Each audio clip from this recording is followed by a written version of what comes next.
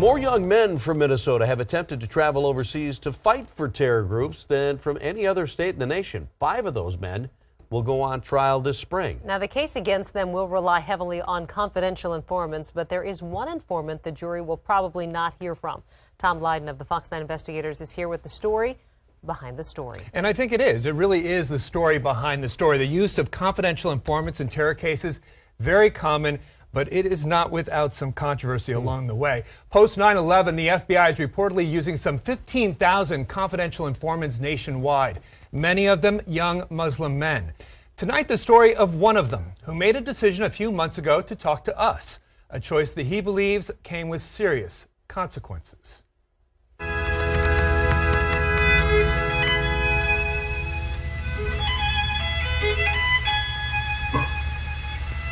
A few times a day, Tony Osman turns on classical music, sits down in his kitchen, and gets high. And he claims gets better. For me, it mainly relieves the nausea problem that I have, because after every meal, I'll vomit. He has an autoimmune condition and smokes medical cannabis in liquid form through a vaporizer. It costs him $90 a day. How stoned do you get? Well, this stuff is actually a lot weaker than the stuff that I was making myself.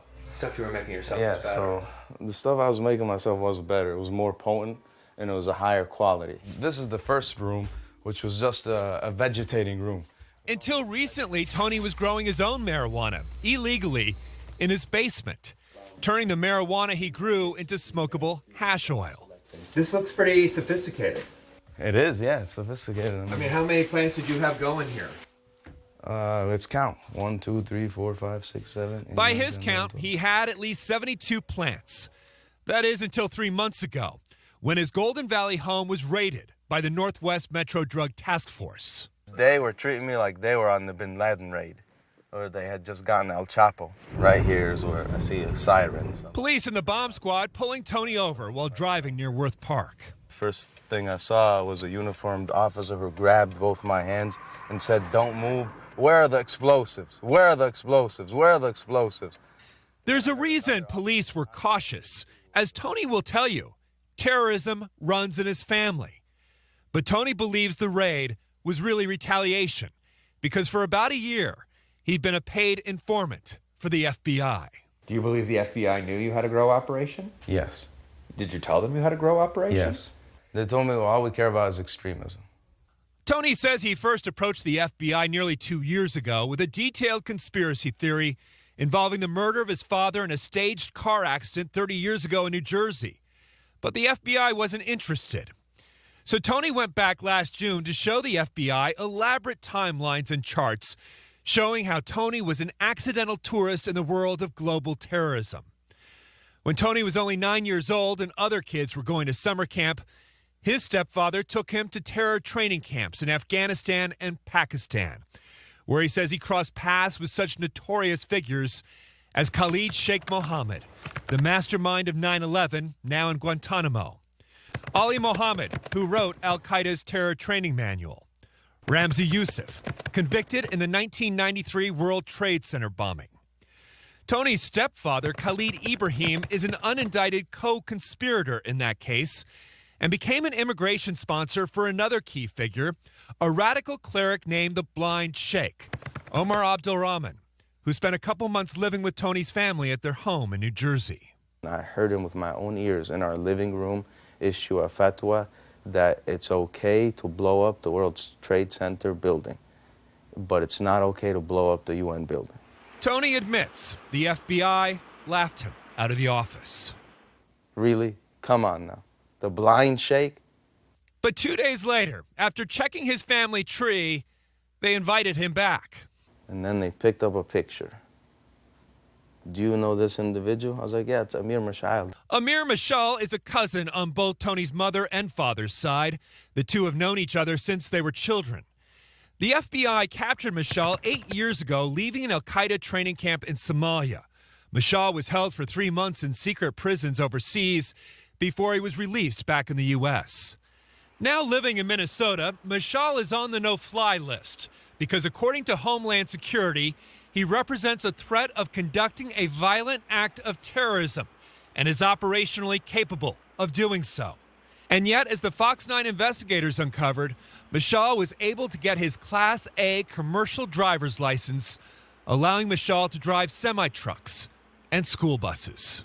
Yeah, they're super interested now. Now they're like... Tony says the FBI paid him $2,000 a month for an entire year in cash. His code name, Griffin. The assignments first started like, get us this phone number, get us that phone number. Go make contact with this person. Go pray in this mosque. Go pray in that mosque. Meshal introduced Tony to many of the young Minnesota men now indicted on terror charges. Tony, who's a personal trainer, even helped them get in shape. But they would not listen to Western music.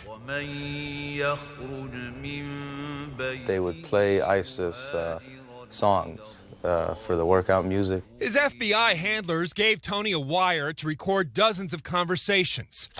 Tony even took this surveillance photo at a local mosque, showing 3 of the young men now indicted on terror charges allegedly watching jihadist videos on an iPhone with Meshal, who is hidden from view. Zakaria Abdurrahman and Anad Musay have pled guilty to terror charges. Guled Omar in the middle goes on trial this spring with 4 others. But as Tony was spying on the suspects, he was also recording his conversations with the FBI, recordings we've listened to in order to confirm Tony's story. I just followed up with you. I got the addresses. The FBI won't confirm or deny that Tony Osman was a paid informant. That's no surprise. It's standard operating procedure for the Bureau. For his part, though, Tony says he grew disillusioned with his undercover work when he kept seeing the young recruits indicted, the pawns in the game as he saw it, instead of the puppet masters, the ones really pulling the strings. Like, you know, there's a high-level person and a low-level person. And they were focused on low-level people because they want as many convictions as possible, while leaving the high-level radicalizer free to radicalize as many young people so they can get as many convictions as possible. So in desperation, Tony talked to the Fox 9 investigators, telling us how his cousin Amir Meshal was obsessed with jihad. Did he say whether he would ever do jihad in the United States? He didn't specifically say, I'm going to do jihad in the United States, but he told me that it's his right to do jihad wherever he is. And if the enemies of Islam trap him in Dar al-Harb, in the enemy land, that all options are open to him. Meshal's attorney with the ACLU calls the allegations rehashed, false, stigmatizing, and says if it is true that Mr. Osman was a paid FBI informant, as he now claims, that only indicates he had a monetary motive for his behavior. In the car ride, Amir was listening to The Blind Sheikh. After Tony's interview with the Fox 9 investigators, he says the FBI cut him loose. And that's when he started his grow operation. He suspects the drug raid on his home 5 months later may have been payback. They got the green light from the FBI to destroy this whole house and me. According to police reports obtained by the Fox 9 investigators, it was a carpet cleaner who had been in Tony's home to clean up a water leak who tipped off police to Tony's grow operation. But those police reports also reveal the drug task force was well aware of the Fox 9 story. Were concerned Tony's cousin and stepfather were terror suspects, and by the photograph of Tony as a 9-year-old with the RPG launcher.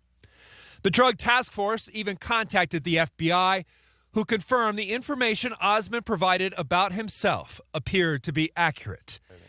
Tony says the FBI handlers showed up at the Golden Valley Police Department. Can you please vouch for me, man? And then he says, you know what, when he was working with us, he was very honest and trustworthy. And now it was the task force that had an offer. Become an undercover drug informant. I told him, I don't know any kingpins. All I know is terrorism suspects, and I've already handed them all in. Tony refused to become an informant again, claiming all those plants were for his personal use. He's now facing felony drug charges. He's also broke. Next month, his home will be auctioned. In hindsight, it's easy to see the FBI's dilemma with Tony. His family connections made him an intelligence asset, someone who could perhaps get them one step closer to the terror pipeline. But an informant who gets high several times a day and who talks to the media is no longer reliable or confidential. Tony was useful, until he became a liability. The FBI is no longer laughing at Tony, but they're not taking his phone calls either.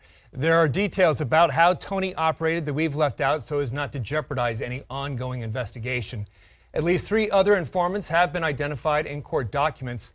Defense attorneys are expected to bring up various issues relating to their possible motives for cooperating with law enforcement. It appears that some of them may have struck deals to avoid prosecution, and that is why they became informants.